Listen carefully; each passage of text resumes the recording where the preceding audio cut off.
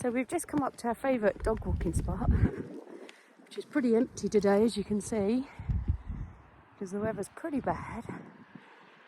The wind is pretty chilled today compared to yesterday. Yesterday was blowing an absolute gale and blowing horizontally, so we didn't do much dog walking yesterday. Here's the dog.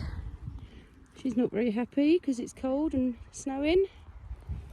She doesn't like wearing her coat, and she's a typical Ridgeback that doesn't like the wet or the snow or the rain and likes to just snuggle on the sofa. But today we were dragging her out because the vet's told us she needs to do more walking because she's getting old and she needs to keep their muscles working.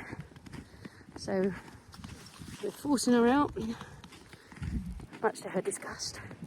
But it's actually pretty warm. It's pretty nice.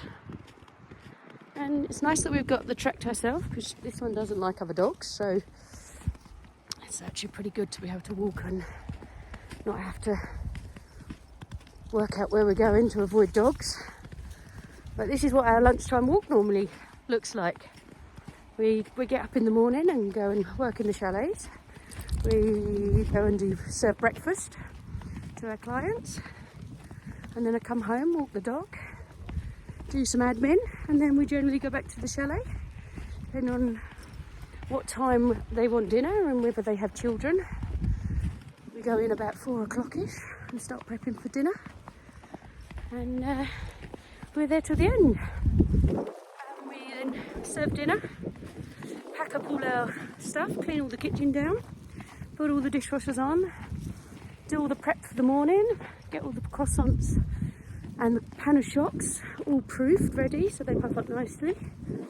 And then we head home. That's pretty much our day as a freelance chef in Val d'Isere. We cook for multiple different people, from different groups, different sizes, different nationalities, different dietary requirements. It's all catered for. And we, different nights, different mornings. People just want a few days, we can do that. They want a full week, we can do. They just want breakfast or dinners. We help organise pretty much everything. So if you want us to book restaurants for you, we're quite happy to do that. For the nights that we're not working.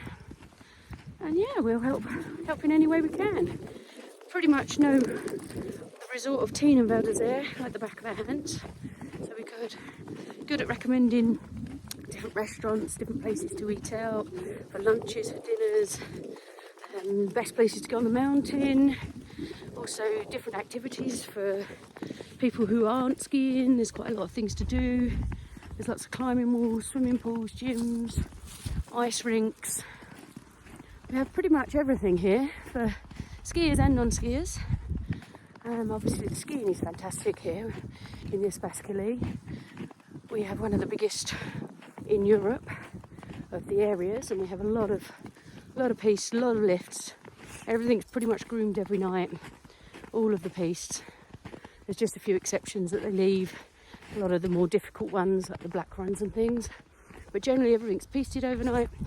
And yeah, it's fantastic. And you can see we're looking up towards the Soleil's mountain. You can't really see it at the moment, but there's a little gondola that's going up here, which is the Téléphonique up there. It's pretty big, pretty quick, gets you up the mountain pretty fast. Behind us here, this is the Bellewaerde mountain, which is where the Olympic goes up to, which is another big bubble lift. And then down behind us down here is Le Dye, which you can see behind me, hopefully.